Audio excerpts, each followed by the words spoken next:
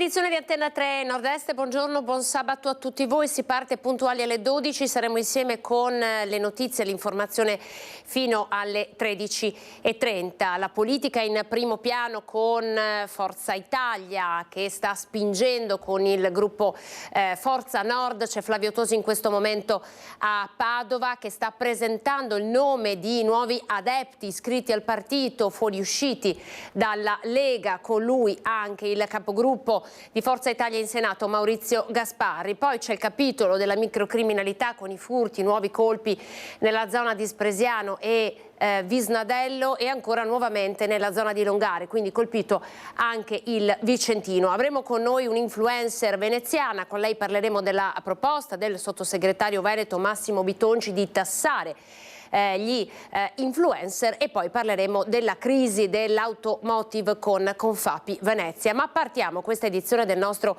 telegiornale andando a Cassugana. Questa mattina in tanti si sono mossi per dire no al Parc Vittoria e c'è un pacchetto con migliaia di firme pronte per essere consegnate all'amministrazione. Per noi ha seguito questo lungo corteo la nostra Lina Paronetto, che vedo collegata. Lina, buongiorno. Buongiorno Anna, buongiorno ai telespettatori. Qui siamo in centro, suonano le campane, ma cercheremo di farci sentire. Allora, intanto ringrazio, perché gentilissimi, alcuni dei manifestanti di questa mattina, rappresentanti politici naturalmente, sono rimasti qui per la nostra diretta. Si è conclusa una mezz'oretta fa questo corteo che da Piazza Vittoria ha raggiunto Cassugana per una consegna che è simbolica per ora, nel senso che il protocollo aprirà lunedì, però diciamo anche come messaggio politico molto importante. Allora partiamo, poi ve li presenterò uno a uno velocemente, da quello che è stato un po' il motore di questa raccolta firme, Giorgio Denardi della lista Denardi, perché siete riusciti ad arrivare a oltre 5.000 firme per chiedere questa alternativa, un'opera che ritenete superata e troppo impattante. Sì, questa opera è assolutamente fuori dai tempi, arriva come eredità di qualcosa che è stato pensato nel secolo scorso, anzi nel millennio scorso, e non ha assolutamente attinenza con le esigenze attuali della città e con il futuro della città. La cittadinanza ha sentito molto forte questo tema e si è schierata in modo importante. Appunto, aver raccolto 5.052 ad oggi firme tra online e fisiche su un tema così locale, così specifico, fa capire che c'è una fortissima contrarietà da parte della cittadinanza. Abbiamo ottenuto un risultato importante, perché a luglio doveva partire il cantiere secondo il sindaco, e siamo a novembre, dicembre e ancora il cantiere per fortuna non è stato aperto, quindi siamo ancora in tempo per incidere, e la cittadinanza questa cosa la sente forte, anche come simbolo di una città che deve vedere le persone al centro e non le auto. Le auto devono star fuori, lontano dal centro cittadino, e la città deve tornare a disposizione delle persone e del verde. Ecco, Luigi Calesso di Coalizione Civica, 5.000 firme e anche una bella mobilitazione stamattina, eravate in un centinaio. Sì, è stata una mobilitazione con cui ancora una volta una parte importante della città ha dimostrato che vuole un'alternativa al modello di sviluppo, vuole un'alternativa al modello di mobilità basato sul trasporto pubblico, basato sulle piste ciclabili sicure, basato sulla possibilità per i pedoni di circolare senza essere rischiare a causa del traffico automobilistico. Quindi sono 5.000 firme per una città diversa, per una città che guarda in avanti e che non guarda indietro. A dimostrarci l'importanza di questa alternativa sono anche i fatti di questi giorni, in cui troppi allagamenti hanno coinvolto troppe città in Europa, e gli allagamenti purtroppo prima di tutto colpiscono i piani sotterranei, come sarebbero quelli del parcheggio in Piazza Vittoria. Ecco, Stefano Pelloni, capogruppo del Partito Democratico, come dice il cartello che ha in mano, le alternative al park ci sono e voi state cercando in Consiglio Comunale di ribadirlo da parecchi mesi. Ma certamente questo è un progetto vecchio, superato e soprattutto insostenibile soprattutto dal punto di vista finanziario, che è frutto di un'idea degli anni 90, insomma, in cui la mobilità era totalmente diversa. I parcheggi servono a questa città e li vogliamo realizzare. Servono per sostenere il commercio di prossimità e il commercio del centro storico, per sostenere la residenza in città, però servono anche posizionati fuori dal centro storico affinché si riesca a realizzare una prospettiva di pedonalizzazione della città, perché oggi la pedonalizzazione della città è una possibilità per il turismo e per i residenti, per anche vivere meglio una città.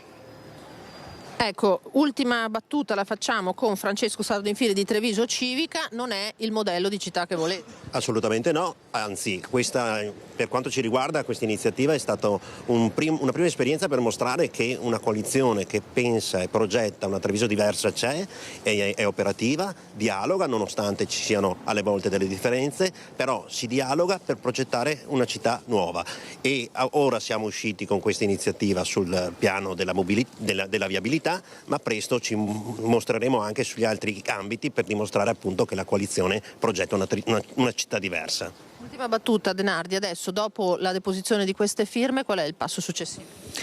Chiaramente tutto questo è solo un atto di comunicazione, di volontà, ma non ha nessun potere esecutivo, perché sta al sindaco e alla giunta recepire questi messaggi e farli diventare buon governo. Se invece vuole continuare su questa strada, noi ci batteremo comunque con tutte le possibilità che abbiamo, da cittadini, da organizzazioni politiche e associazioni varie che insistono su questo tema, anche ambientaliste, culturali, eccetera, per contrastarlo e per evitare che si apra questo sfregio nel pieno cuore del centro di Treviso. Quindi sappiamo che la cittadinanza si aspetta da noi la rappresentanza di questa contrarietà, e quindi continueremo a lottare perché non venga realizzato. Ecco, senza dubbio questo è uno dei temi più dibattuti in città da chi vive in città entro le mura, ma non solo.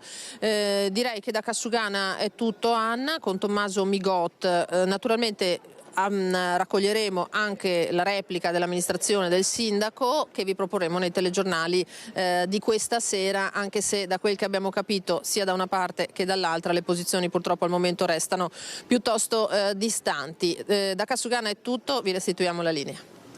Grazie Lina Paronetto, posizioni distanti, evidente, l'avete sentito, oltre 5.000 firme, non sono poche, tra l'altro in questi minuti si sta anche inaugurando in piazza Rinaldi il Natale, la loggia incantata, il Natale Trevigiano che tra l'altro porterà oggi a un'apertura straordinaria del mercato del sabato, che quindi in accordo con Confesercenti ci sarà anche nel pomeriggio, quindi non soltanto durante la mattina. Una bella discussione legata al centro storico della città che riascolteremo nel servizio di Lina Paronetto questa sera, e cercheremo anche di approfondire con tutti i soggetti che sono coinvolti all'interno di questo progetto, quello del Park Vittoria. Ovviamente avete sentito la politica, ma poi ci sono anche i commercianti e ci sono i cittadini. Siamo alla cronaca, dobbiamo darvi un aggiornamento rispetto all'apertura del nostro notiziario di ieri, Veneto e Treviso, con l'incidente mortale in A4 all'altezza di Cessalto, il secondo camionista che era stato portato in ospedale in gravissime condizioni purtroppo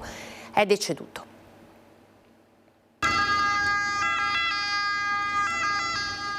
È durato diverse ore l'inferno in A4, dove sul tratto maledetto tra Cessalto e San Stino di Livenza l'ennesimo incidente ha lasciato sull'asfalto 2 vittime, 2 camionisti lituani che viaggiavano insieme sullo stesso tir e che si erano da poco dati il cambio alla guida del mezzo che trasportava verdura. Sono le 16:30 quando l'auto articolato che viaggia in direzione di Trieste piomba sul tir che lo precede, si innesca un violento effetto domino che coinvolge un terzo camion. Sembra una deflagrazione. I mezzi si accartocciano, a terra rottami e vetri. Subito scatta la macchina dei soccorsi, arrivano gli operatori del SUEM 118 e diverse squadre dei vigili del fuoco da Motta di Livenza, Portogruaro, Treviso. Ci sono poi polizia stradale e personale di autostrade Alto Adriatico. Per estrarre gli autisti del primo mezzo servono divaricatori idraulici e martinetti. Per uno non c'è nulla da fare, i medici non possono che constatarne il decesso. Il secondo è in condizioni disperate, in codice rosso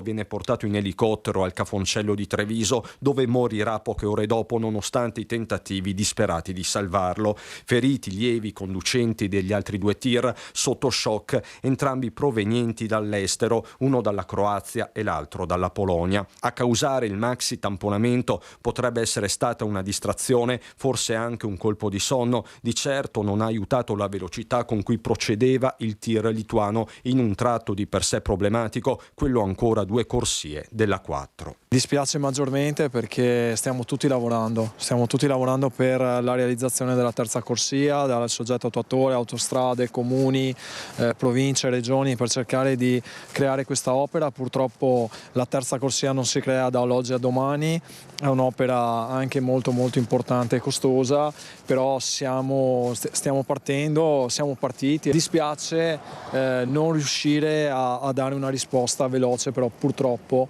non si costruisce dall'oggi al domani l'autostrada. Le conseguenze sul traffico sono state pesantissime, con la formazione di code chilometriche. La chiusura poi del tratto dei caselli di San Donà di Piave e Cessalto ha causato ripercussioni su tutta la viabilità secondaria. In più punti è andata letteralmente in tilt, soprattutto lungo le strette strade di campagna, spesso suggerite dai navigatori. Il tratto è stato riaperto verso le 19:30, c'è voluta però tutta la sera a far rientrare il caos.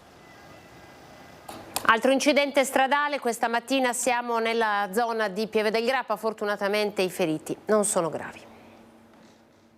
Non si esclude un malore all'origine dell'incidente stradale che si è verificato in via Piovega, a Paderno di Pieve del Grappa, dove la motrice di un camion condotta da un 54enne residente nel Mantovano è finita contro un albero sul ciglio della carreggiata. Il camionista nell'impatto è rimasto ferito in condizioni gravi ma non in pericolo di vita, riportando una contusione facciale e traumi a un ginocchio. Sul posto automedica e ambulanza di Pedemontana Emergenza che ha condotto l'uomo all'ospedale di Castelfranco, rilievi da parte della polizia locale della Pedemontana del Grappa. La sicurezza ancora, microcriminalità, c'è un arresto a Padova, vediamo. Aveva rapinato una farmacia di Padova nell'aprile del 2021 e ora, condannato in via definitiva a 2 anni e 2 mesi, è stato rintracciato e arrestato dalla polizia. L'uomo, un 47enne residente a Padova, già condannato per reati analoghi, era entrato in farmacia armato di coltello e con il volto coperto da una mascherina chirurgica e occhiali da sole, e dopo aver minacciato i presenti aveva costretto la farmacista a mettere tutto l'incasso, qualche centinaia di euro, in un sacchetto di plastica prima di fuggire a piedi. Sul posto, gli investigatori della squadra mobile, che avevano raccolto testimonianze e filmati delle telecamere di zona. L'esperienza dei poliziotti aveva permesso di individuare una forte somiglianza nella corporatura di quel rapinatore travisato con un uomo padovano, pochi giorni prima fermato e trovato in possesso di arnesi atti allo scasso e già più volte riconosciuto responsabile di rapine simili. I poliziotti avevano anche notato particolari del giubbotto e delle scarpe indossate dall'autore della rapina, proprio identiche alle sue, e guarda caso, proprio il giorno della rapina era in quella zona in bicicletta. Una bicicletta che è risultata essere proprio quella immortalata nelle immagini della rapina. E così l'uomo, residente in città, è stato rintracciato presso la propria abitazione e condotto presso la casa circondariale di Padova. Dall'inizio dell'anno, in tutta la provincia, la sola squadra mobile ha eseguito oltre 30 ordini di cattura, rintracciando persone che devono scontare la loro pena. La cronaca ci porta in Veneto con la notizia della banda della logistica che è stata presa. Assaltavano i magazzini tra Milano e il nord-est, 12 persone sono finite in manette. L'operazione dei carabinieri nella Marca, i malviventi hanno colpito nel 2021 alla SME di Cessalto. Agivano come un vero e proprio comando, una banda che colpiva soprattutto magazzini della logistica tra il nord-est e Milano. Preparavano i piani nei minimi dettagli, chiodi sparsi sulle strade e mezzi rubati a sbarrare ogni accesso per ritardare l'intervento delle forze dell'ordine. Quindi utilizzavano dei furgoni rubati per sfondare le porte di accesso dei capannoni ed entravano in massa. 4 i colpi che avrebbero messo a segno. Nella Marca il 21 dicembre 2021 hanno fatto irruzione alla SME di Cessalto, il 26 ottobre 2022 a Fiesso d'Artico nel Veneziano, il 27 settembre 2022 a Grassobbio in provincia di Bergamo ed il 24 ottobre 2022 a Trezzano sul Naviglio nel Milanese.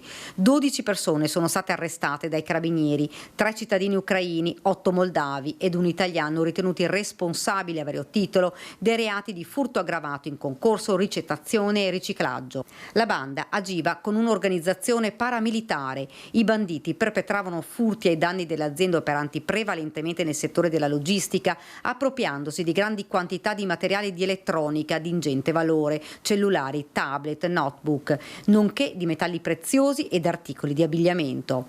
Le azioni criminose venivano attuate attraverso uno schema consolidato, blitz e fulmini della durata media di 10 minuti, sempre in un arco notturno, quando le aziende erano chiuse o vi era la presenza di pochissimi operai. Durante le perquisizioni a carico degli indagati è stato sequestrato un fucile risultato rubato e 11 cartucce di vario calibro, tutto materiale trovato nella disponibilità di un cittadino moldavo non destinatario del provvedimento, che tuttavia è stato arrestato in flagranza per detenzione abusiva di armi da fuoco e ricettazione. Non solo, sempre durante il blitz sono stati trovati e sequestrati una fiamma ossidrica, alcuni passamontagna, centraline modificate di autovetture, duplicati di chiavi e spadini per l'apertura di macchine, nonché un disturbatore di frequenze. Siamo a Marghera ora, dopo l'omicidio, il flash mob. Ce lo racconta il nostro Filippo Fois. Sapete, la zona calda tra Mestre e Marghera per quanto riguarda la sicurezza, ed oggi c'è chi ha voluto far sentire la propria voce. Andiamo da Filippo. Filippo, buongiorno. Sì, buongiorno Anna, siamo in piazzale Giovanacci, siamo a pochissima distanza dal luogo in cui è avvenuto l'ultimo omicidio, in una situazione che i cittadini stanno denunciando da tempo, di scarsità di sicurezza. Piazzale Giovanacci è uno dei centri critici della città, poco distante da noi c'è via Ulloa con il famoso sottopasso di cui purtroppo si parla spesso durante i fatti di cronaca. Il flash mob di oggi per chiedere nuovamente sicurezza. La situazione è così grave come viene dipinta, oppure abbiamo sentito che dalla giunta comunale hanno detto che insomma forse più o meno è sempre stata così? Ma allora dalla giunta comunale dicono che è tutto sotto controllo da 9 anni e vediamo che tutto sotto controllo da 9 anni non è. Noi chiediamo sicurezza nel senso migliore del termine, che è anche cura del territorio, che è servizi, che è molte cose. Soprattutto chiediamo, è chiaro che c'è una narrazione in cui ovviamente emergono solo i fatti di cronaca. Marghera fortunatamente anche tanto altro, solidarietà e voglia di stare insieme, sono associazioni, però un problema c'è ed è innegabile, e sentiamo le stesse parole della giunta sulla tolleranza zero ormai da troppo tempo, con una situazione che è chiaro che appare fuori controllo. Gli ultimi fatti di cronaca, Molotov, un omicidio, aggressioni nel sottopasso. Noi chiediamo alcune cose per il momento minime ma molto chiare: prima che vengano, e lo diciamo in tutto il territorio, potenziati i servizi ai cittadini e i servizi alla marginalità, perché la politica della tolleranza zero, delle pattuglie in strada, non è sufficiente. Secondo, una cosa molto semplice: il sottopasso pedonale chiude a mezzanotte. Per una persona che deve rientrare da Mestre a Marghera o da Marghera a Mestre, l'unico modo di fare è quell'altro sottopasso, che è lungo, che non è visto da nessuno e che viene vissuto con insicurezza. Se comunque il comune si facesse promotore con le ferrovie per tenere avanti l'altro sottopasso, sarebbe già una cosa molto importante. E poi chiediamo spazi. Quando abbiamo chiesto l'utilizzo della sala della municipalità, che comunque di sera è chiusa, per fare delle riunioni come rinnovo dei cittadini, questa giunta e la municipalità ci hanno risposto no, sono iniziative politiche, non ci sono più sedi per le associazioni, i luoghi che ci sono bui. Sappiamo come una stanza con le luci accese e vissute sia comunque un presidio di sicurezza nel territorio. È ora di ascoltare i cittadini, perché i proclami di tolleranza zero, che va tutto bene, sinceramente con un omicidio, attentati incendiari, saremmo anche un po' stufi di sentirli. Grazie. Noi intanto ci spostiamo un pochino più verso il centro della manifestazione. Tra l'altro lunedì è previsto l'arrivo a Venezia del ministro dell'Interno Matteo Piantedosi. È una visita che era stata più volte sollecitata da parte dell'amministrazione comunale. Continuiamo ancora a spostarci, chiedo a Simone Merlo se mi può seguire, vediamo. di trovare altri esponenti delle associazioni. Questa è stata organizzata da Marghera Libera e Pensante, questa manifestazione, però poi hanno aderito tantissime realtà del territorio. Proviamo qui, allora, signora, posso chiederle, lei abita a Marghera? Sì, abito a Marghera. È molto grave la situazione sul versante sicurezza? Qui, soprattutto in questa zona, lo è. Cioè la gente non si sente più tranquilla di uscire, neanche durante, non so, tardo pomeriggio non si esce. È peggiorata la situazione rispetto a prima o più o meno questa zona era da parecchio tempo che dava da pensare? Diciamo che da quando hanno fatto l'intervento in via Piave, da quelle parti là sono riversati tutti dalla parte di qua del sottopasso. Si vengono a bucare sotto casa, ho visto io sotto casa mia, si danno le dosi senza avere ritegno di nessuno, non hanno paura assolutamente. Grazie. Buona manifestazione. Adesso in questo momento il corteo si sta spostando, quindi ci spostiamo verso via Ulloa, dove arriveremo poi anche al sottopasso. Io però vedo anche Michele Valentini, che è di Marghera Libera e Pensante, che ha organizzato questa manifestazione a cui ha aderito tante associazioni del territorio. Le chiedo, Valentini, la visita di Piantedosi come la vede lunedì? Potrà cambiare qualcosa? Ma non credo, nel senso che le richieste che il sindaco sta facendo sono richieste sbagliate, cioè noi qui abbiamo bisogno di un altro tipo di approccio, che è quello appunto che deve pensare al fatto che questa città ha bisogno di servizi, di progetti di rigenerazione urbana, di riqualificazione del territorio. E abbiamo visto che le politiche della tolleranza zero del sindaco Brugnaro sono fallite, per cui è proprio la domanda che è sbagliata. Inoltre Piantedosi comunque è l'esponente di un governo che si appresta a varare delle leggi come il disegno di legge sulla sicurezza, che in realtà peggiorerà la situazione, perché di fatto non pensa al fatto che quel disegno di legge colpirà molte fasce deboli della popolazione, consegnandole alla clandestinità e all'impossibilità invece di avere l'accesso alla cittadinanza, che è l'elemento fondamentale poi per la convivenza civile in un territorio, in una città. Ecco, un'ultima cosa, se facciamo vedere, Simone, il corteo che si sta spostando verso via Ulloa, dove c'è il famoso sottopasso ferroviario. Valentini, dove concluderete la manifestazione? Qui? Noi faremo il sottopassaggio pedonale, perché è una delle richieste che abbiamo fatto anche al Consiglio di Municipalità, dove erano presenti l'assessore Venturini e Pesce, che hanno sorriso alle critiche che portavamo, dicendo che dipingevamo una città non veritiera. In realtà quello che dicevamo è stato confermato agli episodi dei giorni dopo, purtroppo, e una delle richieste inascoltate è quella che venga tenuto aperto, gestendolo chiaramente tutta la notte, il sottopasso pedonale, che è l'unico collegamento che i cittadini possono avere per muoversi. In più chiediamo il potenziamento con delle linee stabili e frequenti di tram tra Mestre e Venezia, perché se chiediamo ai cittadini di rivivere la città devono avere la possibilità di spostarsi in sicurezza.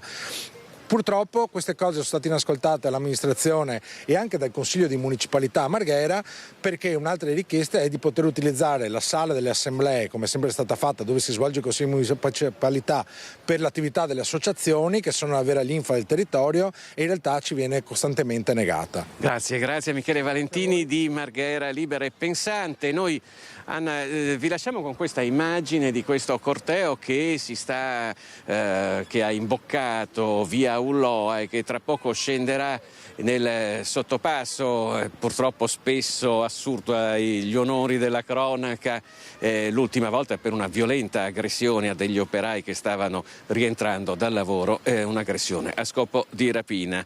Per ora direi che da Marghera è tutto, ti restituisco la linea. Filippo, grazie a te, Simone Merlo, per questo contributo. Il flash mob, hai ben ricordato tu che lunedì arriva il ministro dell'Interno Matteo Piantedosi proprio a Venezia, chiamato dal sindaco Luigi Brugnaro. Il tema sicurezza torna anche nell'approfondimento della nostra redazione di Bassano del Grappa. In questo caso sono i furti e gli scippi che continuano a perpetrarsi soprattutto nei giorni di mercato settimanale. Andiamo da Alex Giuliano.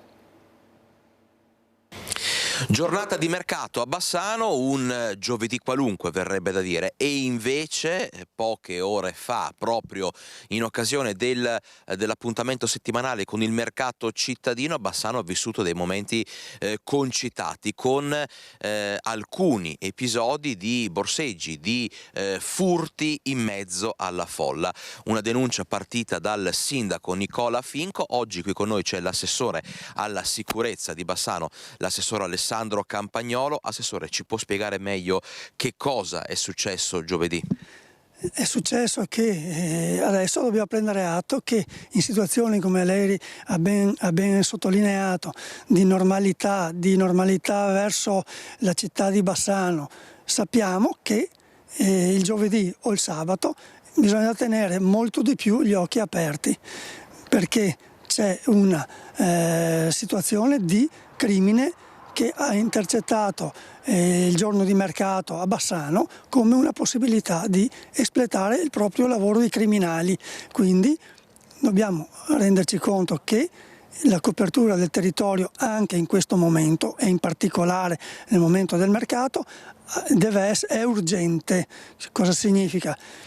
Che pattugliare il territorio durante le giornate di mercato anche in borghese, in determinati posti in particolare, ma non solo durante il mercato, ma anche quando è il momento di andare a prendere le pensioni per gli anziani, coprire il territorio anche in borghese e osservare, da una parte può significare è un buon deterrente, dall'altra possiamo beccarli con le mani nel sacco. Quindi è urgente fare una riflessione che porti le forze dell'ordine, la polizia locale a battere il territorio incidentalmente in centro storico e osservare bene i movimenti. Sicuramente si arriverà al risultato. Nello specifico, Assessore, lei raccontava di un episodio vicino a un importante panificio in centro. Che cosa è successo? È successo che un cittadino che si stava recando a far compiere appunto presso questo panificio si è trovato spinto e casualmente poi ha visto che lo zainetto che di solito tiene in mano, in quel caso invece lo aveva a tracolla, era aperto. Quindi vuol dire che c'è una batteria di soggetti abituata a borseggiare, che normalmente lo vanno a fare magari negli autobus o nei treni dove c'è accalcamento di persone. Sappiamo adesso che invece si portano anche a Bassano, ti spingono e cercano, sicuramente anche aiutati da un palo, da un complice, per passargli immediatamente la refurtiva.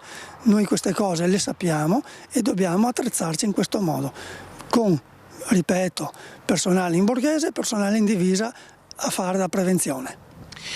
Quindi maggiori pattugliamenti, personale in borghese e in divisa che è una presenza necessaria secondo quello che ha detto l'assessore Campagnolo. C'è l'utilizzo, anche il monitoraggio attraverso le telecamere. Bassano sta vivendo un momento non facile dal punto di vista della sicurezza e quindi a breve si attendono risposte in un momento particolare, quello che ci porta al Natale e alle festività. Grazie Alex Giuliano. Allora, il tema della microcriminalità, c'è Daniele Garbin per noi. Questa volta andiamo a lungare terra martoriata dai furti, soprattutto nella zona delle campagne. Daniele, a te.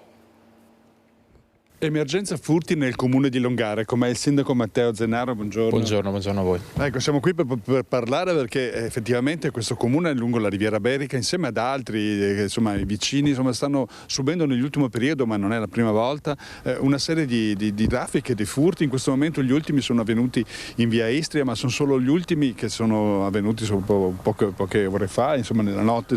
C'è l'emergenza che il sindaco sta cercando in qualche modo di allertare i cittadini, di aiutare, di oltre da una parte cercare di darsi una mano con i controlli di vicinato, dall'altra invece c'è un problema anche di coordinamento e di forze dell'ordine. Com'è la situazione? Ma la situazione purtroppo non è diversa rispetto agli altri territori, nel senso che anche il nostro territorio è particolarmente colpito in questo periodo da una serie di furti che stanno generando però molta preoccupazione e tensione all'interno ovviamente della comunità. Noi come amministrazione stiamo cercando di mettere in atto tutte quelle che sono le misure utili di prevenzione, però è chiaramente un problema che non si può risolvere in nessuna maniera se non cambiando la norma a livello legislativo. Su questo deve esserci una chiara e evidente presa di consapevolezza da parte del governo che questo è un problema che va affrontato cambiando la norma e garantendo una pena certa. Fino a tanto che questo non succederà, il problema potremo mettere in atto tutte le misure possibili, ma non lo risolveremo. Ecco, abbiamo visto anche nella chat in qualche modo i cittadini cercano di fare qualcosa, tipo controlli con controlli di vicinato, cioè il se elongare se, per esempio, no? Se c'è un passaparola. Chi sono queste bande, secondo quello che avete insomma, a sentore? Ma sono delle bande che continuano a girare all'interno dei territori, un giorno colpiscono il nostro territorio, il giorno dopo colpiranno un altro territorio, differente ormai dove vanno a colpire. Ormai sappiamo che è un fenomeno generalizzato, sono appunto dei professionisti, perché ormai stiamo parlando proprio di professionisti che continuano appunto a girare. Noi ovviamente abbiamo messo in atto tutte le misure di prevenzione possibile, dai controlli con la polizia locale, controlli capillari all'interno dei quartieri anche attraverso il sistema appunto dei agenti in borghese, in modo da non dare sempre all'occhio, dare un motivo di messaggio ai ladri. Cerchiamo di fare sia la presenza costante ma anche attraverso indagini in borghese, speriamo di riuscire a poter dare un contributo positivo, però il problema generale rimane quello che ho poc'anzi detto.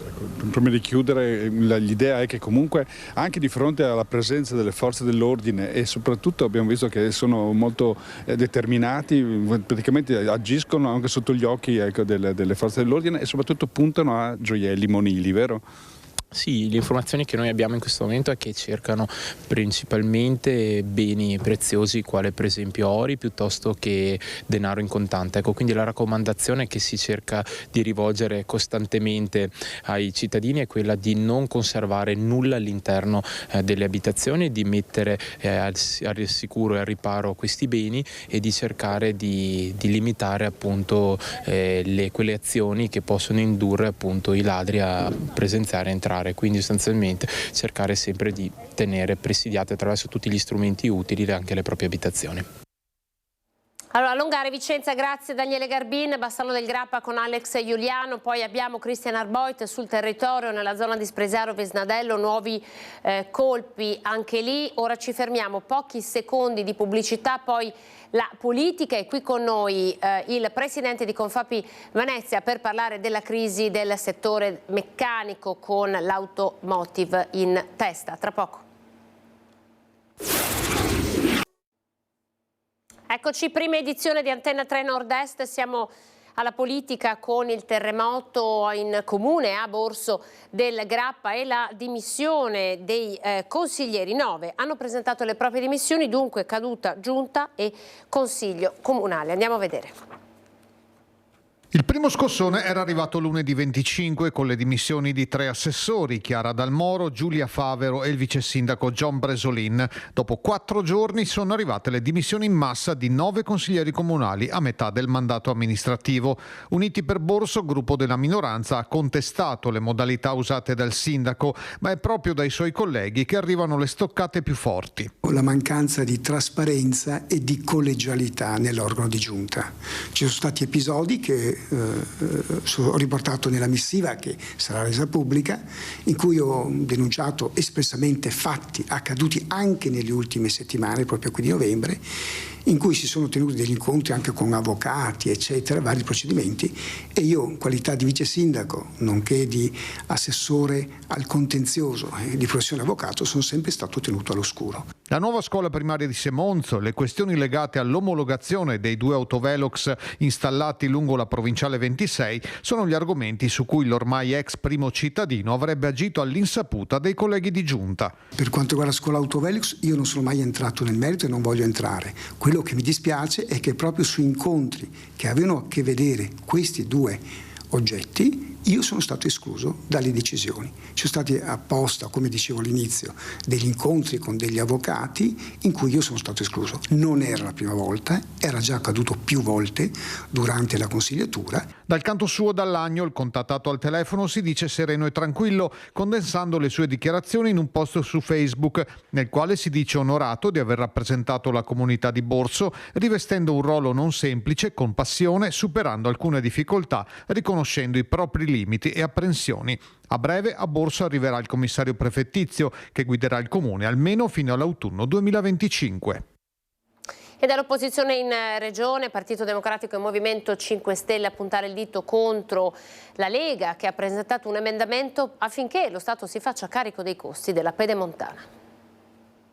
Una forma proprio di autonomia al contrario, una forma di non concorrenza, perché la Regione Veneto, dopo aver scelto di fare la pedemontana a Veneto, adesso vorrebbe scaricarne i costi sullo Stato. L'ordine del giorno presentato dalla Lega è stato accolto come semplice raccomandazione, ma la tempesta politica è comunque servita perché, dice l'opposizione, svela un intendimento, quello di trasferire allo Stato in futuro, qualora vi sarà margine, oneri e costi della superstrada pedemontana veneta. Quei rischi, quei costi di impresa che si era assunto e che oggi stanno determinando una voragine davvero insostenibile nei conti pubblici della Regione, tanto che la stessa Regione ha dovuto aumentare l'IRAP. Il promotore dell'ordine del giorno però non ci sta. Il deputato trevigiano Gianangelo Boff difende l'operazione. La pedemontana veneta non serve solo ai veneti, è un collegamento autostradale importantissimo per il collegamento est-ovest,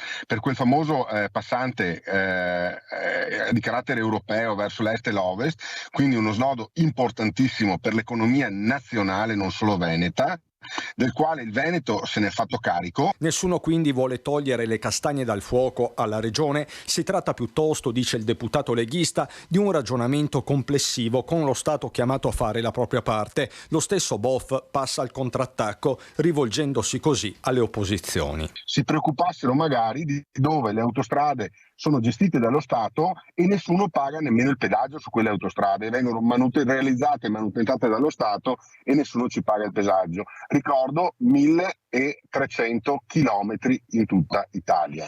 La Lega fa pagare lo Stato, la sintesi del pensiero di Enrico Cappelletti dal Movimento 5 Stelle, da Martella stoccata al governatore. Non è la prima volta, succede sempre, quando le cose funzionano magari è merito di Zaia, quando non funzionano è colpa di qualcun altro.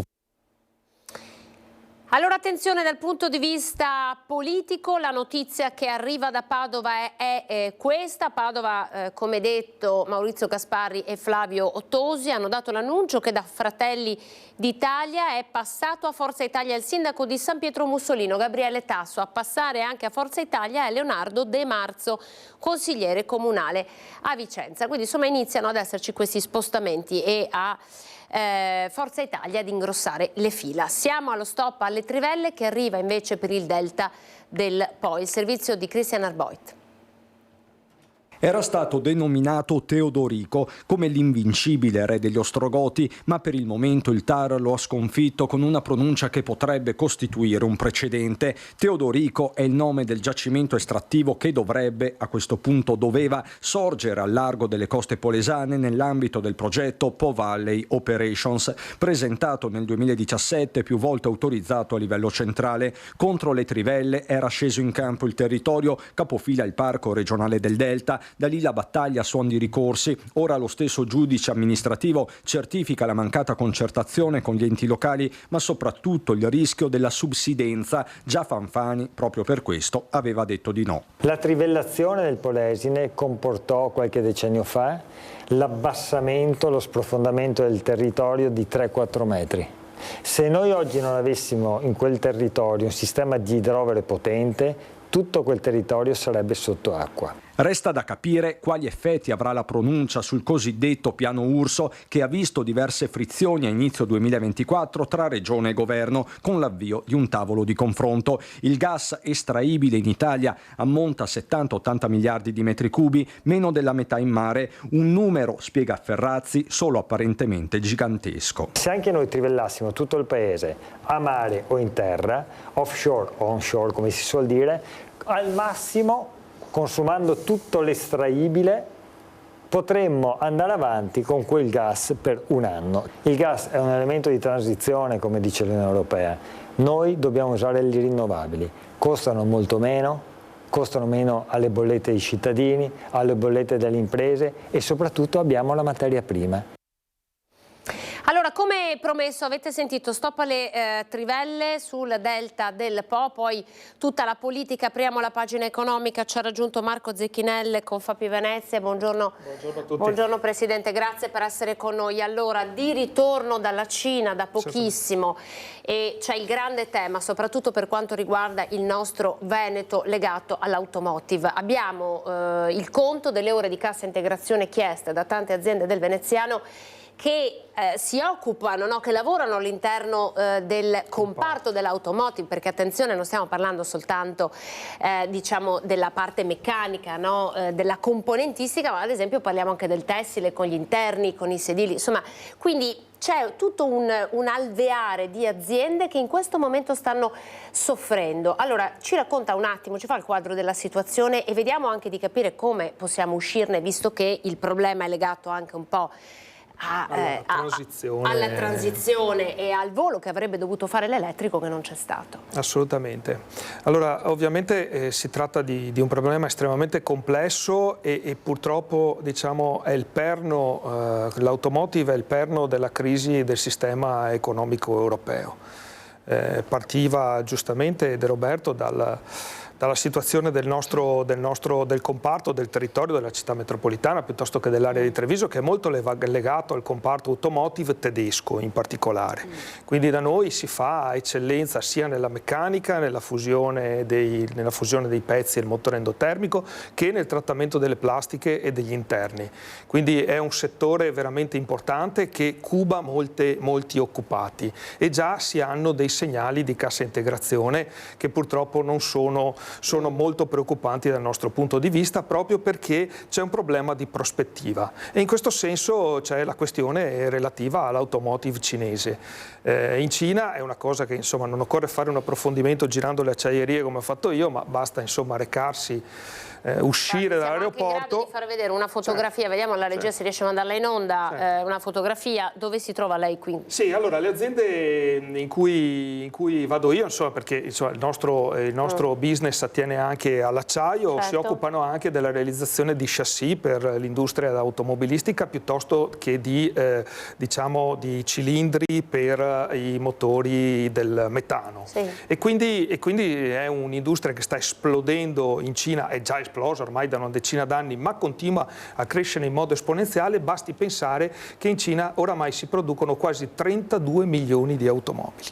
32 milioni di automobili, che significa che praticamente in Cina si producono più di tutte le auto prodotte dagli altri 10 paesi produttori di automobili.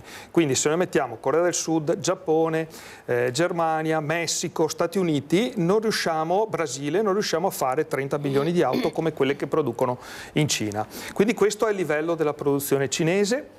Va detto che in Germania si producono 3 milioni e mezzo di automobili. Germania in recessione. Esatto.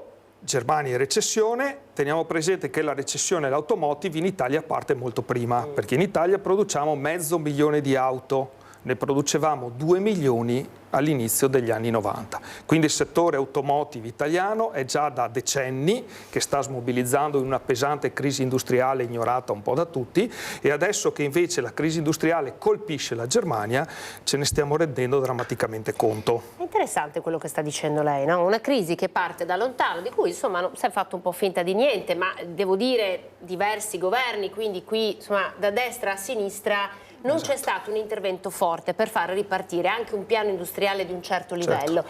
Lei, nel cuore di Confapi, quindi con le piccole e medie aziende del territorio, di che cosa c'è bisogno oggi per far ripartire il nord-est? Noi sappiamo dove si è sbagliato e abbiamo il timore che si sbagli ancora nello stesso modo. Diciamo che oggi in un mercato che ha una competizione globale in cui è necessario che le imprese siano veloci, che cambino rapidamente i loro piani industriali e che ci sia anche un efficace sostegno pubblico non estemporaneo ma a lungo nel tempo, possiamo guardare il passato di quello che è successo. Se noi guardiamo l'industria automobilistica italiana degli anni 80 è stata artificialmente protetta con dei dazi che servivano, ricorderai, abbiamo tutti una certa, a proteggere dalle auto giapponesi. Questi dazi hanno creato in Italia un solo player, che quindi era il gruppo Fiat, a cui insomma è stata poi data anche l'Alfa Romeo, insomma, con le contestazioni che ci sono state poi, perché era contesa anche col gruppo Ford. Comunque si è creato un unico player italiano, oggi si chiama Stellantis e non è più italiano. Quindi diciamo, è giusta la politica dei dazi, è giusto proteggere un sistema, ma bisogna favorire la competitività, altrimenti, purtroppo questa è una regola che come imprenditore conosco bene, non c'è miglior cosa per gli imprenditori che il monopolio e la peggiore cosa per l'impresa è il monopolio. Chiedo il tuo aiuto alla regia. Il Corriere del Veneto titola SOS del settore meccanico, crisi peggiore del 2009, aziende ferme in attesa di Trump. Ma sarà la salvezza Trump secondo lei?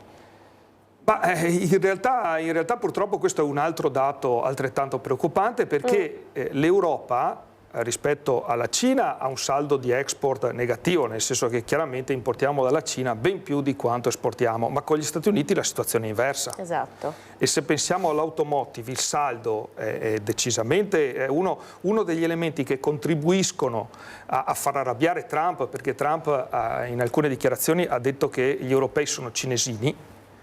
Per quanto riguarda l'automotive ha senz'altro ragione, perché le auto che importiamo dagli Stati Uniti sono enormemente meno rispetto a quelle che riusciamo ad esportare, insomma. E quello americano è un mercato in cui l'automotive europea ancora cresce. Noi però insomma siamo la Cenerentola, anche perché c'è una sorta di concorrenza sleale che stiamo vivendo, perché noi paghiamo l'energia tantissimo, il mercato del lavoro, abbiamo carenza di personale. Voi come Confapi state molto insistendo anche con i vostri workshop, eventi in cui volete davvero sottolineare che questi due sono i talloni d'Achille del nostro paese. Certamente, assolutamente. Allora questo è un dato veramente drammatico per noi piccole imprese. L'impresa italiana paga l'energia elettrica 40% in più di quanto non paghi un'azienda francese, il 30% in più di quanto non paghi un'azienda tedesca, il 20% in più di quanto non paghi un imprenditore in Spagna l'energia elettrica. Quindi questo costituisce, tra l'altro, e questa è una cosa che denunciamo sostanzialmente solo noi, questo costituisce sostanzialmente una tassa occulta, perché Enel e Eni, che sono i maggiori player nel campo dell'energia elettrica, sostanzialmente marginano questi utili miliardari, che in parte io appunto ritengo pure immorali, e sostanzialmente la gran parte di questi utili torna poi allo Stato in qualità di dividendi. Quindi le imprese italiane, oltre a una pesante tassazione, hanno anche questo ulteriore tassa occulta. Però consentimi di dire una cosa, che questo si collega all'automotive. Perché per esempio in Cina ricaricare un'auto elettrica costa dagli 0,11 agli 0,08 il kilowatt, mentre in una colonnina italiana siamo tra 0,80 e 0,60, il che significa che sul mercato cinese, dove ormai l'automotive elettrico viaggia per il 50% del parco circolante, sostanzialmente fare energia elettrica costa meno che usare combustibili fossili, e questa è una leva non da poco. Invece in Europa purtroppo si è fatto l'esatto contrario. Quindi insomma è una transizione nata male, possiamo dirlo? Una transizione veramente nata malissimo. Ma è gestita peggio? Gestita peggio, gestita molto male dai governi, che adesso dopo aver posto un obiettivo cosiddetto net zero al 2035, quindi l'automotive deve avere emissioni zero nel 2035, adesso sono propensi a rivedere questa possibilità. Questo è ancora peggiore, perché prima si è spinto un sistema industriale in quella direzione, dopodiché naturalmente si dice no, no, abbiamo scherzato, ma un modello automobilistico impiega almeno 8 anni prima di andare su strada. Esatto. E precisazione altrettanto importante, un altro errore l'hanno fatto anche le case automobilistiche però, perché sempre tornando all'esempio cinese, un'auto elettrica costa meno di un'auto endotermica, ma questa è una realtà industriale, perché il motore elettrico giustamente è intuibile, non occorre essere ingegneri per capire insomma che ha componenti assai più semplici un motore endotermico. Invece in Europa le auto elettriche costano di più rispetto a quelle endotermiche perché c'è un margine di incentivi che alla fine massimizzano le case automobilistiche, non il consumatore come dovrebbe essere. Auto elettriche che pare insomma sono diventate auto di lusso. Allora io la blocco un attimo, Presidente, perché sempre in tema, no, di transizione, di green, abbiamo il nostro Lucio Zanato, reduce, siamo a Rovigo, di una maxi conferenza stampa sui comuni ricicloni. Pare che la marca ancora faccia da padrona. Lucio Zanato, buongiorno. Adesso quelle che poi Buongiorno Anna, buongiorno ai telespettatori di Antenna 3. Sì, siamo a Rovigo in piazza Garibaldi e siamo a quello che è l'Ecoforum Veneto di Legambiente, Camera di Commercio piena di sindaci, rappresentanti delle amministrazioni comunali del Veneto, perché il Veneto, possiamo dirlo, è la regione più riciclona d'Italia e devo dire i dati ci danno grande soddisfazione. Più riciclona d'Italia e la marca trevigiana è la più riciclona del Veneto, perché qui ho praticamente tutta la marca trevigiana, perché ho il bacino Priula, praticamente la destra Piave, ho invece Savno che praticamente è la sinistra Piave e ho il sindaco del comune più riciclone del Veneto che è quello di Sarmede. Però volevo partire con diciamo così, col consiglio di bacino Priula, perché i consigli di bacino di Priula, cioè tutti i 12 consigli, andranno in regione lunedì a discutere con la regione un aumento di tariffa sul conferimento nelle discariche. Voi sapete che noi abbiamo 10 siti in Veneto, sono 3 inceneritori e 7 discariche e nel 2030 dovremo arrivare a produrre non più di 80 kg a persona l'anno di rifiuto non riciclabile, perché queste discariche ci bastino, e quindi è un bel risultato, partendo dal fatto che vi ricordo che in Pedemontana siamo stati fermi per mesi perché di discariche ne saltavano fuori ogni benna spostata, vero direttore Vallati? Però Consiglio di bacino Priula, che tra l'altro è vicino alle zone dove sono state bonificate dalla Pedemontana Veneta, va ricordato perché la zona di Villorba era maggiormente colpita.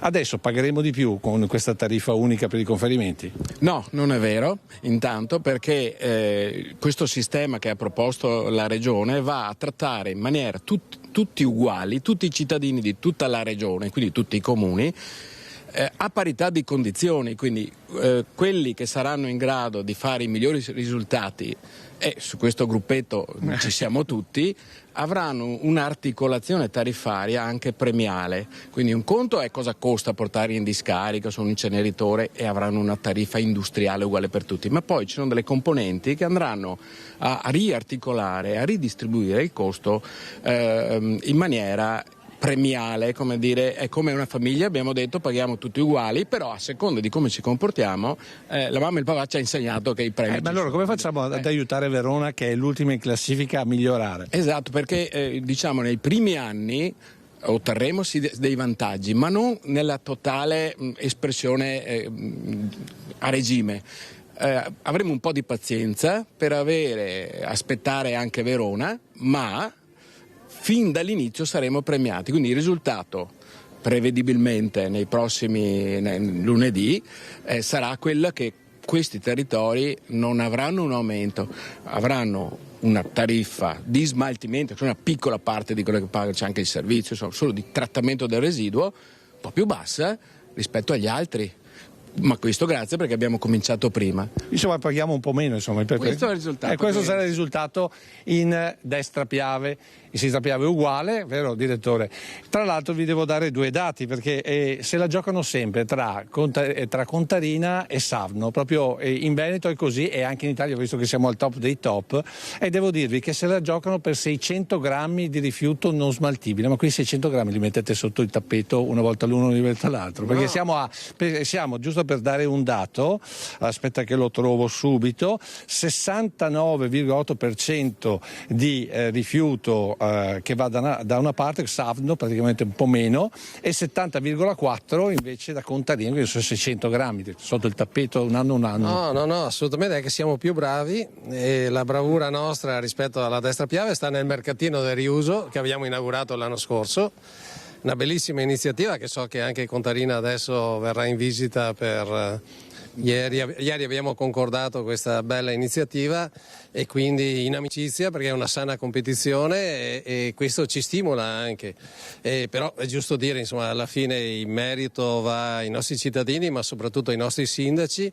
Qui abbiamo l'amico Larry di Sarmede, amico sindaco che punta di diamante, ma tutti i sindaci di sinistra Piave, destra Piave, perché poi alla fine tramite l'educazione ambientale e un'impiantistica che devo dire storicamente è molto ben radicata anche nel nostro territorio, siamo riusciti ad arrivare a questi risultati. Devo dire grande soddisfazione, perché essere i primi in Veneto, il Veneto primo in Italia, insomma è tanta roba. Adesso, per chiudere il collegamento, perché so che molti altri ospiti, Anna, vado da Larry Pizzol, che è il sindaco del comune Veneto proprio più riciclone, ma nello stesso tempo rifiuti free. Esatto. E siccome il Veneto è il primo in Italia, lei è il primo sindaco d'Italia, come si sente? No, allora precisiamo, questo premio è per i comuni con popolazione sotto i 5.000 abitanti, perché appunto è distinto per fasce di popolazione. Comunque sia, siccome l'Italia è fatta soprattutto di piccoli comuni, certo. Si sente un po', No, allora è una grande soddisfazione, rappresenta il frutto di un lavoro che è partito ancora parecchi anni fa, che ha, come ho detto anche prima nell'intervento, ha portato un cambio culturale per quanto riguarda la gestione del rifiuto e anche il riutilizzo del rifiuto. È stato un processo che ha visto coinvolti i cittadini, tutte le istituzioni ai vari livelli, quindi un lavoro di squadra che oggi sta premiando proprio a tutela dell'ambiente. Questo premio che oggi io ho qua e che ho ricevuto chiaramente è il premio di tutti i cittadini, di tutta la comunità di Sarmede, perché il lavoro parte da loro, a noi sta solo l'input appunto culturale e la gestione, e chiaramente il grande merito va anche al nostro Consiglio di Bacino, alla gestione che è stata portata avanti in tutti questi anni, all'ente operatore Sarno, perché chiaramente senza questi supporti e senza questa gestione oculata chiaramente questi risultati non ci sarebbero. Come avete già detto, Treviso in generale è la miglior provincia e quindi i migliori comuni a livello nazionale nella gestione del rifiuto. Ecco, do due dati e poi chiudo. Sarmede prima con 90% di raccolta, cioè di materiale riciclato, e 52 invece chilogrammi anno per cittadino invece che va o in termovalorizzatore o in discarica, secondo Cappellamaggiore, terzo Miane. Per i comuni invece con 15.000 abitanti abbiamo Mareno, Colle Umberto e Loria, poi abbiamo Vedelago, Preganziola e Paese. Insomma siamo tra destra e sinistra Piave, perché, tanto per dirne una, il comune capoluogo, cioè oltre i 50.000 abitanti più riciclone del Veneto e d'Italia, è Treviso. E con questo ho detto tutto e ti restituisco la linea. Grazie Lucio Zanato. La notizia che arriva da Rovigo, Zecchinelli, in qualche modo la vorrei anche riprendere con lei, nel senso che ci sono i comuni ricicloni, come ci sono anche aziende riciclone, perché sappiamo che la tassa sui rifiuti è un capitolo di spesa molto alto anche per chi fa impresa qui sul territorio. Questa, come abbiamo parlato di tante altre tasse che colpiscono la produzione industriale molto più che in altri paesi, creando una sorta di concorrenza sleale anche all'interno dell'Europa. Io so che lei è arrabbiato per questo, perché poi alla fine le associazioni di categoria devono fare anche questo, devono far sentire la loro voce per provare a far cambiare le cose. Sì, senz'altro una delle caratteristiche delle associazioni di categoria, insomma, come gruppo di interesse omogeneo, così come corpo intermedio, come si definiscono tecnicamente, hanno proprio la vocazione della rappresentanza. Proprio perché in questo paese, diciamo, la parte produttiva di questo paese storicamente si è sempre fatta sentire poco. Questo a mio parere è legato al fatto che il peso dell'industria pubblica, anche manifatturiera, è un peso importante, e quindi anche nell'ambito delle associazioni di categoria, non è il caso nostro, ma insomma di altre associazioni, insomma, il peso del pubblico è molto importante, quindi chiaramente l'industria pubblica per vocazione ha un allineamento con quello, insomma, che è la linea governativa, che senz'altro, insomma, per carità, è giusta, ma può anche sbagliare.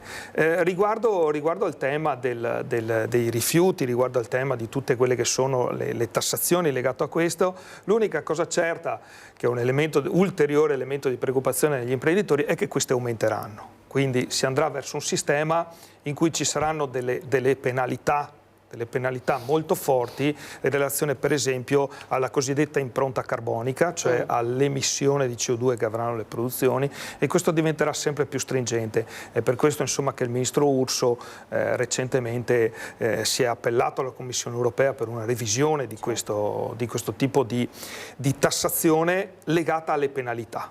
Per invertire la rotta, Presidente, servono nuove politiche di incentivi per la produzione e anche appunto per l'elettrico, per questa famosa transizione, altrimenti non si va da nessuna parte, è chiaro? Le politiche di incentivo sono essenziali. Le politiche di incentivo sono essenziali e devono avere due requisiti di base. Uno, non devono essere, come ho già detto, estemporanee, cioè devono far parte di una programmazione industriale sulla quale questi incentivi poi si vanno a legare e si saldano. E l'altro elemento è che devono raggiungere veramente lo scopo per cui sono fatti. Per cui mi richiamo al tema degli incentivi sulle auto elettriche. In realtà l'incentivo sull'auto elettrica ha costituito, tra virgolette, un extra profitto dei costruttori, e questo andava esattamente nel segno opposto, cioè l'obiettivo degli incentivi era far transitare il consumatore dall'auto endotermica all'auto elettrica, e questo non si è verificato perché l'effetto dell'incentivo è stato annacquato aumentando artificialmente il costo del veicolo. E quindi è importante anche non solo una politica decisoria intorno all'incentivo, ma anche capire se la sua finalità è effettivamente quella per cui questo incentivo è stato ideato. Presidente, grazie per essere stato in nostra compagnia. Grazie a Marco Zecchinel con noi. Il focus sull'automotive che sta trascinando con sé in qualche modo anche la crisi, insomma, del settore manifatturiero di alcune aziende del territorio. I dati in questo momento sono in negativo, stanno aumentando le ore di cassa integrazione, serve una svolta decisiva. Insomma, lei è venuto qui anche per gridarlo, possiamo dirlo a voce alta. Certo, no, senz'altro, col sorriso, ma insomma, diciamo un po' arrabbiati. Grazie a Marco Zecchinel, Presidente Confapi Venezia. Pochi secondi di pubblicità, tra poco in qualche modo a Venezia resteremo con la presenza di Carlotta Berti, una nota influencer, e con lei parleremo anche della proposta del sottosegretario Bitonci di tassare proprio gli influencer. A tra poco.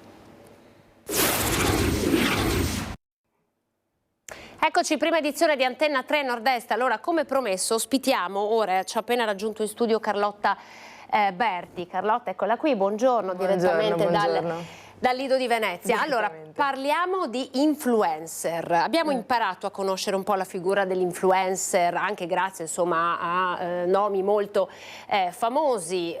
L'ultimissima notizia uscita sui giornali è che il sottosegretario all'interno, Massimo Bitonci, ha addirittura proposto di tassare gli influencer, e così qualcuno ha cercato di capire un po' di più su chi siano gli influencer e che cosa facciano sostanzialmente nella vita. Allora, abbiamo preparato qualche video. Carlotta sostanzialmente dialoga attraverso dei social network, che sono diciamo quelli più giovanili, quelli gli ultimi famosissimi usati dalla famosa generazione Z, tra cui Instagram e TikTok. Tu, Carlotta, in qualche modo porti sul web la tua venezianità. Sì. Perché hai scelto di farlo? Io partirei da qui, poi intanto con la regia manderemo in onda qualche immagine dei tuoi video, ma partiamo da qui. La scelta di mostrarsi, perché tu hai milioni di follower, quindi sono persone, tantissime persone che ti seguono e in cui tu ti mostri sostanzialmente per quella che sei. Esatto, per cui non so se definirla propriamente una scelta, nel senso ogni percorso di chi si espone online, dei content creator, influencer, inizia in maniera molto diversa. Nel mio caso è iniziato, sembra un po' dirlo così, è un po' strano, però davvero è iniziato per caso. Poi si è costruito un percorso, un progetto. Inizialmente nasce da un'esigenza di solito, nel mio caso specifico io sono andata a vivere a Milano per studio e sentivo molto la mancanza della mia città, della mia venezianità in tutto e per tutto, dal punto di vista linguistico, ma anche proprio dal punto di vista di vita in generale, di stile di vita, e ho deciso, utilizzare il termine scelta forse è un po' troppo, però mi sono sfogata su TikTok con dei video molto semplici, e lì è iniziato questo percorso che poi si è trasportato anche su Instagram, sì, nel 2023, e poi è diventato un lavoro a tutti gli effetti, ma si è costruito con tanto tempo e all'inizio non sapevo neanche fosse un lavoro. Avrebbe potuto diventare che sarebbe tale. potuto diventare Ma senti, tale. come funziona poi l'aumento dei follower? Come funziona con il passaparola? Cioè, come sei riuscita a passare dallo sfogo magari che viene ascoltato, viene visto da una decina di amici, a un pubblico così vasto che sostanzialmente non ti conosce? Certo, allora diciamo che passaparola forse è più l'algoritmo del social. TikTok ti permette talvolta davvero di essere in un giorno una persona con 5.000 follower, un paio di giorni dopo, per la viralità di un video, addirittura triplicare, quadruplicare il quantitativo di persone che ti seguono. Instagram è un percorso un pelo diverso, nel senso che serve sicuramente una costanza, un'attenzione diversa. Ogni social, ogni algoritmo è diverso, però tutto dipende col lavoro. Esatto, tutto dipende comunque dalla viralità dei contenuti. Allora, tra pochissimo parleremo dei contenuti, ma ci puoi aiutare a capire che cos'è un influencer? Chi è un influencer? Allora, in realtà io ci tengo tanto sempre a definire la differenza tra content creator e influencer. L'influencer è l'evoluzione del testimonial. Una persona che è famosa offline, perché magari è un cantante, un attore, uno sportivo, e che quindi la sua fama offline viene trasportata online, perché chiaramente io voglio seguire la vita del cantante, del calciatore. Quello è in senso stretto l'influencer, per cui proprio il testimonial che non fa contenuti, diciamo, non li idea lui / lei, ma semplicemente indossa Poi dipende, perché adesso ogni influencer cerca di fare dei contenuti un pochettino più pensati, però mette la maglia piuttosto che la sponsorizzazione proprio basic. Questo è un po' l'influencer. Il content creator, di cui mi riconosco anche più io, in realtà è una persona che la sua fama è la conseguenza dei suoi contenuti online, per cui è un lavoro un po' diverso. Non a caso, attenzione, tu hai già una pubblicazione all'attivo con Editoriale Programma, che è una casa editrice proprio che ha radici venete, trevigiane, che quindi ti ha dato fiducia. I tuoi contenuti di fatto sono la storia e le tradizioni di Venezia, raccontate ovviamente in dialetto veneto. Attenzione, facciamo vedere, regia, facciamo vedere uno dei contributi che abbiamo selezionato e trovato anche noi su internet. Sono così contenta di venire a mangiare pesce perché mi manca tanto Venezia. Guarda, ti mi fa sentire casa, mi fai sentire a casa. Cosa vuoi mangiare? Ma che fame che... Siete pronte per ordinare? Cosa già arriva? Ma io non so preparata. Non ho letto il menù. Oh, va bene, dai. Non capisco un caso sul tuo menù. Ma come dire che si chiama il pesce? Come antipasto, una saltata di peocci. Signorina, cosa sono i peocci? Come si traduce peocci? Tirchi? No, questa è un'altra roba. Forse intendeva le cozze. Cozze. Bravo. Oh, se il ghesè, se c'è, io prenderei un antipasto misto di pesce cotto, grazie, non crudo che me lo digerisco, lo stomaco da poaretti e crudite sal e siene. Cosa c'è nell'antipasto? Allora, signorina, piede pointe schie. Ma di cosa sta parlando? I gamberi quelli piccoli, 2-3 canocce. Ma lo sta facendo apposta? E a capasanta. Ma guardi le traduzioni su Google. Oh, ma che pesse magne. Mi chiedo mangiare capeunghe, ma non ti dico neanche a capeunghe, figurarsi. E moeche non si traduce. Moeche se moeche. Ma non le abbiamo. Noi è un'altra roba, però l'antipasto si sta una debacle. Tu di prima mi vuoi una spaghettata di caperosse? Le dico già che non so di cosa sta parlando. Mi ne bagno altro comunque. Ma perché il dialetto diverte così tanto? Abbiamo riso entrambe guardando questi contenuti. Perché il dialetto diverte così tanto, secondo te? Perché è super riconoscibile. In termini tecnici forse relatable è il termine più corretto. Cioè è proprio la lingua della pancia e chi la parla automaticamente si riconosce, il sorriso parte un po' anche a prescindere da quello che si sta per dire, ma per il come viene detto. Abbiamo bisogno di tornare un po' alla pancia, secondo te? Perché il dialetto sta così tornando, si sta diffondendo, le persone hanno più voglia di ascoltarti? Sì, forse perché è specchio di autenticità e trasparenza, cioè è una conseguenza di ciò. Secondo me chi parla un po' la lingua della pancia In questo caso, proprio a livello linguistico, forse è proprio questo il senso di trasparenza.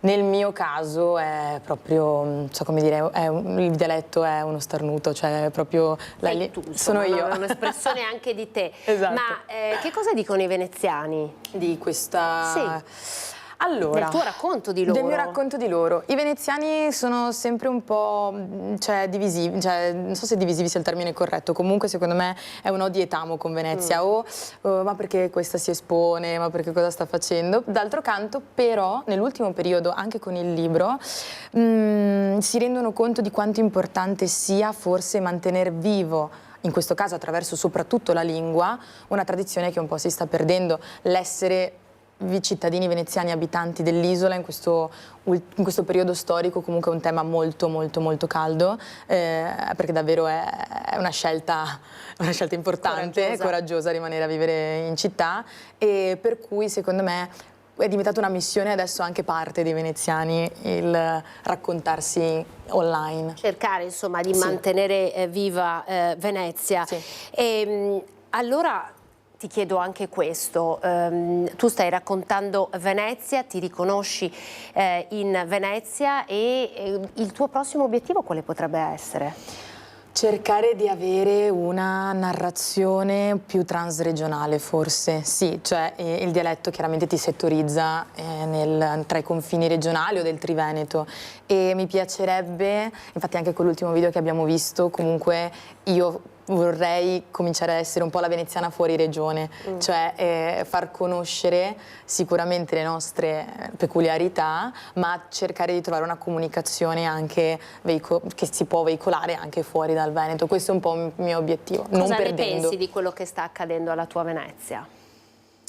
Penso, anzi spero che non sia troppo tardi per Venezia. Tante volte temo questo, e anche perché ormai sono i cittadini che ormai sono assuefatti da questa situazione, sono abituati a vedere questo declino. Però in realtà io spero che in questo momento noto in realtà che ci sono proprio dei moti rivoluzionari in corso, c'è una reazione in questo momento forte, e quindi io voglio pensare e focalizzarmi su quello. Come a dire che a toccare il fondo, no? Da esatto. Qui c'è la spinta, la grande spinta per la rinascita. Ascolta, venendo un po' al tuo ruolo di influencer, hai sentito da Roma con il sottosegretario Veneto Bitonci è stato detto tassiamo gli influencer, no? Che cosa ne pensi? Io penso che in realtà anche un po' in virtù di quello che è successo lo scorso dicembre dal Panettone Gate, non so se si può, insomma lo definiamo così, sia corretta la regolamentazione, che sia chiaro davvero a tutti come funziona il mondo dell'influencer marketing, dei talent, che sia noto e più chiaro e più comprensibile ai più, perché è vero, perché anche chi inizia, per caso, nel mio caso, a fare questo lavoro, anch'io ero perfettamente inconsapevole di cosa si stia andando incontro. Quindi secondo me una chiarezza rispetto a questo lavoro può essere portare solo benefici in questo termine. E se la tassazione comunque si unisce a un insieme di legislazioni e regolamentazioni nell'ambito, ben venga. Allora, questo è il tuo lavoro? Sarà il tuo lavoro, Carlotta? Allora, io sono sempre dell'idea che, un po' per il Panettone Gate, questo sia un lavoro che davvero oggi c'è, domani non c'è più. Bisogna mettere delle basi che vadano al di là del mondo digitale, e infatti quello che io voglio fare, lo faccio in realtà da sempre, è mantenere questo lavoro social parte integrante della mia vita, ma sempre con un piede un po' nella realtà. Per cui io adesso lavoro in radio, il libro, cioè mi piace fare cose tangibili che vadano ad unirsi al lavoro digitale. Nel libro ci sono tante espressioni dialettali, secondo te sono espressioni che stiamo rischiando di perdere, che abbiamo bisogno di fissare? Forse sì, un po' sì, penso alla Gen Alpha, penso all'ultima, sia la generazione dei ragazzi più giovani ad oggi, sì, un po' si sta perdendo, questo è il dialetto, non è più cool. Allora andiamo a vedere un altro video, perché vorrei toccare un altro tema, che è quello dell'ironia. Chiedo alla regia di far vedere un altro contributo. 5 modi di dire Veneti quando si beve. Primo, l'ultimo gotto se quello che embriaga. Secondo, vin rosso tenuto al fresco fa cantare anche in tedesco. Terzo, bevi vin e assa l'acqua al mui. Quarto, il vin bon con 3 S, scuro, sentà e scrocando. Quinto, Meglio bergene una possa che spandergene una giossa. A questi ve ne aggiungo uno io. Fa una pausa. Non stai a risciar quando ti guidi. Lo sapete ragazzi, io sono la prima che non rifiuta un bicchiere la sera in compagnia tra amici, soprattutto quando esco fuori Venezia. Vi do un po' di dati però. In estate, sulle strade del Veneto, una persona ogni giorno perde la vita. Un incidente su 10 coinvolge persone sotto l'effetto dell'alcol. Tra le 4 e le 6 avvengono gli incidenti più gravi. Un incidente su 6 è causato dalla guida distratta. È importante riflettere su questi, che non sono solo numeri, e affinché non siano solo numeri. Per cui, ragazzi all'ascolto, aggiungiamo tra i modi di dire in Veneto: fai una pausa, non rischiare quando guidi. Fai una pausa è una campagna di Regione Veneto e Vivo Bene Veneto. Quindi come influencer tu senti anche di avere delle responsabilità nei confronti di chi ti segue? Sì, sono molto convinta di questo. Comunque influencer significa influenzare, significa anche emulare, e quindi quando ti esponi hai una responsabilità, 100%. E impari in questo lavoro anche questa cosa qui, perché all'inizio diciamo è tutto un po' un flusso di coscienza, non hai la percezione di come viene recepito un tuo contenuto, un video, una storia, parlo di Instagram soprattutto. In questo caso poi però io credo, non so se sia il mio caso singolo, però a me anche piace, appassiona poter veicolare dei messaggi in cui io credo, dei valori in cui io credo. Perché arrivi prima tu di un potenziale genitore? Perché i ragazzi ascoltano magari più te di altri soggetti che girano attorno a loro? Da qui insomma perché così tanti follower? Perché sono persone che spendono una parte del loro tempo per seguire quello che dici. Perché secondo te? Forse perché parliamo la loro lingua digitale. Penso che sia questo, poi penso che comunque un ragazzo ascolti il genitore, però in questo caso forse vedere una persona che segui e che tutti i giorni magari ti porta nella sua vita e un contenuto ogni tot invece riguarda un tema importante, se l'emulazione avviene nelle altre storie avviene automaticamente negli altri contenuti, avviene anche in quello più serio. Forse è solo una potenza di mezzo più che una potenza del contenuto, di quello che viene detto. Sei te stessa sempre quando ti racconti? Non sarei capace di fare altrimenti, cioè, infatti tante persone quando magari mi incontrano dicono ma tu sei uguale, e io faccio beh, perché fondamentalmente non sono un'attrice, non è quello il mio talento. Perché, ultimissima domanda Carlotta, poi ovviamente chi vorrà scoprirti saprà dove trovarti, perché insomma i video sono sui social e quindi sono davvero disponibili gratuitamente, sì, questo è insomma il grande potere del web. L'ultima domanda è proprio legata al fatto che tante volte la figura dell'influencer viene criticata, perché non piacete a tutti? Perché abbiamo il coraggio di esporci, forse penso sia quello, superiamo la barriera della vergogna e focalizziamo tutto anche su, nel mio caso, utilizzando l'ironia, e l'autoironia diventa un po' più semplice. Chi dice che lavorate senza fare fatica? Possiamo smentire insomma queste dichiarazioni che spesso si legano alla figura dell'influencer? È un lavoro privilegiato, ma il privilegio arriva dopo tanta fatica e automaticamente la fatica però comunque rimane. Cioè sì, è inutile star qui a dire no, non ci sono dei privilegi. Chiaro che ci sono, ma chiaro che sono frutto di un lavoro come per qualsiasi altro lavoro che ha dei benefici. E non ci si può mai sedere sugli allori, mai, no? mai. I social sono obsoleti dopo 2 giorni, sempre. Grazie Carlotta, Grazie per la mille. tua spontaneità, Grazie, per essere grazie. stata con noi. Ovviamente in bocca al lupo per il Crepi. tuo percorso e sono sicura che sarà un percorso davvero importante, anche perché sei stata veramente autentica anche qui con noi. Carlotta Berti, influencer veneziana, siamo contenti di averla ospitata qui con noi in prima edizione, e io adesso saluto e ringrazio, perché lo vedo già collegato, c'è un altro ospite d'eccezione che di contenuti si occupa, ma anche contenuti che possono come dire, raccontare molto, influenzare anche molto, il grande cinema. Jacopo Chessa, presidente da oggi, presidente dell'Italian Film Commission. Presidente, intanto buongiorno, grazie per essere con noi. Buongiorno, allora, grazie a voi dell'invito. Dal Veneto Film Commission all'Italia Film Commission, oggi sono arrivati anche gli auguri di buon lavoro da parte del presidente del Veneto Luca Zaia. Che cosa significa diciamo questa elezione, questo nuovo corso della sua professionalità? Che cosa cambia? Allora, io resto direttore di Veneto Film Commission e, come succede ogni 3 anni, il coordinamento nazionale delle Film Commission italiane, che si chiama Italian Film Commissions, elegge un nuovo presidente e 2 nuovi presidenti. Quindi quest'anno sono stato eletto io, dopo 2 mandati consecutivi di Roma Lazio Film Commission.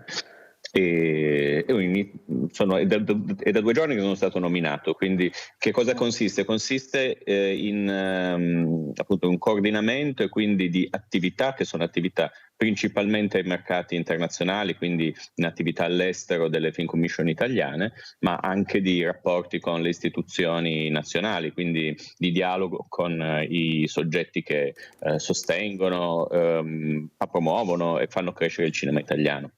Allora, il cinema italiano come sta? Il cinema italiano sta bene in termini di produzione, si è ripresa un po' la sala, ci sono, come avrete letto su tutti i giornali, delle criticità legate alle questioni dei finanziamenti pubblici che si stanno, sembrerebbe, risolvendo, in dialogo tra i soggetti che sono le associazioni di categoria e il Ministero. Le regioni sono in questo quadro una voce importantissima, perché non solo sostengono finanziariamente le opere, ma sono un motore di crescita dell'industria locale. In generale il cinema italiano è un cinema che ottiene grandi riconoscimenti all'estero e va sostenuto, ecco, questo è sicuro, va sostenuto e va sostenuto con una strategia, e noi di Italian Film Commissions e di ogni singola Film Commission siamo parte di questa strategia e cerchiamo di collaborare il più possibile. L'associazione, se non sbaglio, riunisce 19 Film Commission, è corretto? Sì, 19 Film Commission, manca il Molise, l'unica regione italiana che non abbia una Film Commission ancora. Noi tra l'altro siamo anche una Film Commission recente, perché il Veneto è nato 5 anni fa. Qual è l'impatto che Veneto Film Commission ha avuto sul territorio? Noi stiamo vedendo adesso tantissime pellicole che si stanno girando e comunque il territorio veneto essere protagonista di altrettante pellicole importanti, ma qual è l'impronta che Veneto Film Commission dà in questo processo? Beh, intanto noi diamo assistenza alle produzioni, quindi alle società di produzione che vengono a realizzare progetti sul territorio regionale, da un lato. Dall'altro lato c'è uno strumento che è regionale. Diciamo che la Film Commission rientra in un discorso, in una strategia regionale che sta sotto il cappello dell'assessorato alla cultura, dell'assessore Cazzari, che prevede un fondo di produzione, quindi dei sostegni finanziari alle produzioni a fondo perduto.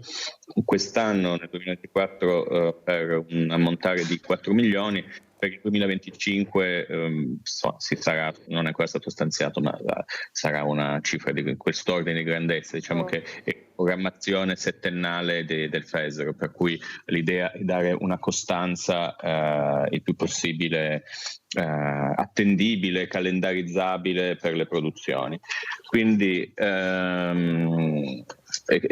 diciamo che c'è una strategia che in qualche modo mira trarre le produzioni, ma al contempo, e questo è una grossa parte del nostro lavoro come Film Commission, di sviluppare il territorio, quindi anche lavori sulla formazione dei professionisti, delle case di produzione, rafforzamento delle competenze delle case di produzione. Ovviamente anche questo è un territorio attraente. Poi noi organizziamo anche dei tour per i produttori, li invitiamo, produttori stranieri, facciamo vedere le location del Veneto. Insomma, sono tante le attività che si incrociano. Ovviamente collaboriamo con i festival locali, con molti, sono tantissimi, diciamo, con quelli che hanno presa anche per i professionisti, oltre che per il pubblico. Quindi sono veramente numerose le... E poi c'è... Direttore, cercare di aprire le porte del Veneto, ci sono delle location, anche dei temi che secondo lei stanno trainando di più, che tirano di più, se così possiamo dire, perché poi le pellicole hanno un pubblico che si sposta. In generale va molto il crime è un momento, insomma, che va forte. Adesso abbiamo avuto delle produzioni, diciamo che è sempre, cioè è ancora abbastanza suddivisa in mondo veneziano e resto del Veneto, ciò che è l'attrattività della regione. Anche se noi la cosa che cerchiamo di fare sulla produzione che viene a Venezia, a meno che non sia unicamente una storia che si svolge unicamente a Venezia, cercare di far andare anche un po' fuori da Venezia il progetto. Quindi questo da un lato. Dall'altro lato posso dire che cerchiamo, sì, i temi sono tanti, i generi, come dicevo, il crime per esempio, la commedia, hanno girato tante commedie dalle nostre parti, in particolare sulle Dolomiti, ma anche la serie di Stucchi che ben conoscete, girata a Treviso, di fatto ha degli aspetti di commedia, è un po' poliziesco, un po' commedia. Quindi abbiamo al contempo progetti commerciali, televisivi, e progetti anche autoriali, perché la nostra ambizione è andare anche in grandi festival, cosiddetti festival di classe A, sono Cannes, Venezia, Berlino, con il film di Pietro Marcello su Eleonora Duse, con il film che è stato appena girato, hanno appena fatto la ripresa a Venezia, su Un giovane Vivaldi con Michele Riondino. Insomma, sono diretto da Damiano Micheletto, veneziano, peraltro regista teatrale di opera veneziana. Quindi diciamo che sono un po' questi i binari sui quali abbiamo l'ambizione di muoverci. Senta, questo passaggio ad essere direttore dell'Italian Film Commission, secondo lei potrà aiutare in qualche modo a far, come dire, a dare ancora più visibilità al Veneto, o insomma ovviamente dovrà essere imparziale? Ovviamente questo non posso dirlo, ma no, sicuramente io lavoro per il Veneto e il ruolo che ho come presidente dell'Italian Film Commission è un altro tipo di ruolo, diciamo che è un lavoro per il sistema italiano, non è un lavoro per la regione. Poi è ovvio che porta prestigio e lustro e contatti, se vogliamo, anche a me direttamente al Veneto, però diciamo che è proprio un altro tipo di lavoro. Allora, in ultimissima battuta, perché abbiamo avuto qui con noi un influencer, no? Il tema dei contenuti. Secondo lei abbiamo bisogno di contenuti sempre più diretti, veloci, autentici dal punto di vista, insomma, della comunicazione, o potrebbe essere, insomma, abbiamo ancora bisogno di sognare invece? Io penso che sia una cosa non escluda l'altra, nel senso che i contenuti veloci possono essere molto efficaci e utili. Vedevo il video contro l'utilizzo alla guida, che mi sembrava assolutamente, anzi, fin troppo lungo, farlo ancora più pregnante. Ecco, vedi Carlotta, a parte gli scherzi, però penso anche che sia necessario sempre di più uno spazio di riflessione che il cinema può dare, più ancora della televisione, quei 100 minuti, 110 minuti, come leggere un libro, e in cui stacchi il telefono, che sembra una cosa incredibile per chi è nato quando non esistevano i telefonini. Adesso sembra di essere così vecchio, però quella cosa lì secondo me è impagabile, non bisogna rinunciare, perché fa parte della nostra cultura e quindi differenziare le piattaforme, differenziare, no, i contenuti, per dare la possibilità, insomma, di fare anche esperienze diverse e mantenere, insomma, anche filoni diversi della conoscenza e delle esperienze che proprio come pubblico possiamo fare. Grazie per essere stato con noi, ovviamente buon lavoro, ricordo ancora gli auguri che arrivano anche dal Presidente del Veneto Luca Zaia. Grazie per essere stato con noi. Grazie a voi, arrivederci. Arrivederci. Italian Film Commission con Jacopo Chessa, già direttore di Veneto Film Commission. Con Carlotta Berti vi ringraziamo, grazie per essere stati in nostra compagnia. Abbiamo sforato di qualche minuto e davvero mi scuso. Buon proseguimento di giornata con i programmi di Antenna 3. Arrivederci.